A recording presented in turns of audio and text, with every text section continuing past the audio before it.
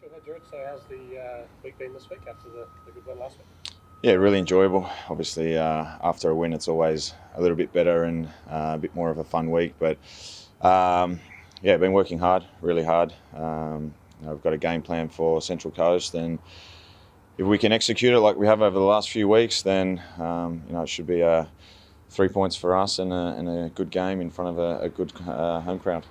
Central Coast obviously had a pretty difficult start to the season, but what are you sort of seeing in them coming into this week? Yeah, I actually think they've been quite good. They haven't actually been smashed in games. They've performed quite well, so they're definitely a threat. We've looked at ways that they could hurt us and how we can stop that. So it's definitely not an easy game. There's no easy games in the A-League, and if we're not on our game, they could roll us over. So we're well aware of that. And like I said, if we can execute the game plan that the coach wants and have the same attitude we've had over the last 2 weeks, then we should get the points. Do you feel like it's gone to another level now over the last couple of weeks? Do you figure out why that sort of everything started to click? Yeah, it's definitely feel like we have gone to another level. I think the game plans have been really well thought out. The execution has been there, the attitude, the effort has been there. Not that it wasn't there before, but I feel like we're on the front foot a lot more now and closing down opposition and making it difficult for the opposition now. And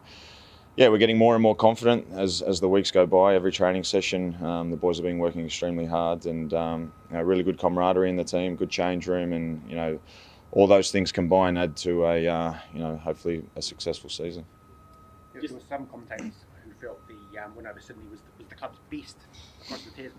I mean, pretty good call, but you've been around for a while. How would you rate it? Yeah, that I can think of against such a strong team that's performed so well for the last couple of years. I think they hadn't lost too many games over the last 2 years at home. So for us to do that, is it one of the best performances probably that I can remember as well. So it gives us a lot of confidence, a lot of belief in ourselves, a lot of belief in what we're doing, and a couple of home games on the bounce now. So we've got to take full advantage of that. And as you said, Central Coast, I guess, a totally different kettle of fish. Matt Simon's always quite an abrasive guy. Always a sort of a big afternoon for you when you come out against him. Yeah, obviously come up against him many times throughout my career, and physical player.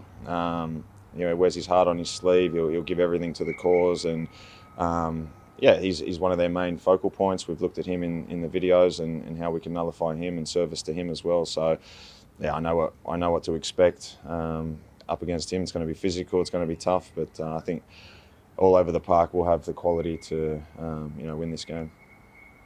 You touched on it before, Andrew, but do you think with that kind of performance last week that the crowd will start to vote with their feet? I hope so. I really hope so. Hopefully we can have some nice weather. Obviously the weather's played a big part in some of our home games and the crowds being a little bit lower. But I'm sure everyone's excited and enthused about the last few performances that we've had. The last home game against Perth was excellent. And then off the back of that, a strong away win. So if we can get some good weather, hopefully there's a good crowd. We'll get over that 10,000 mark and we'll put on a good performance. And then there's another home game the week after, and hopefully we can just keep building on that. Discrimination in football's been a big topic this week with Raheem Sterling obviously over in the UK. Do you think it's something that football here is still dealing with as well? Yeah, I guess from my time in the A-League, there probably hasn't been too many instances where there's been homophobia or racism. Maybe there's been a handful, if that, but there's no place in it in the game for either of those, and really in society. So. As long as the people, we've got a great home support, Yellow Fever guys, as long as that they're on top of that, if they hear anything and they report it, we want to get those type of people out of the game.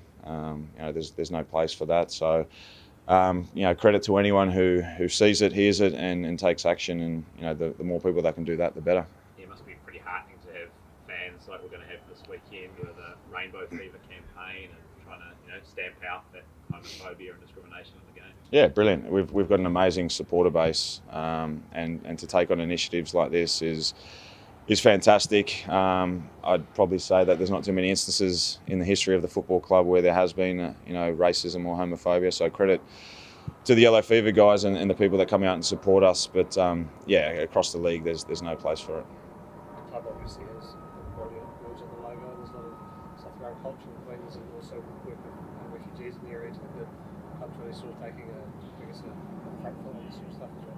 Yeah, very important. It's a very important topic. It's something that we pride ourselves on as a football club. We've got very strong beliefs, and here in New Zealand, the Maori culture is very strong. Obviously, coming from Australia, and how we kind of treat the Indigenous, or how we had treated the Indigenous, is completely different to here. And the recognition here for the Maori culture is superb. And it's a great country in that respect. Like I said, hopefully that flows on into the crowds, and everyone. We're here for a football game. Enjoy the game, and give the opposition a bit of banter, but keep it at that. He's in for contention. He's been training all week, so he's looked really good. He's got over his concussion, so now a big decision for the coach to decide who starts.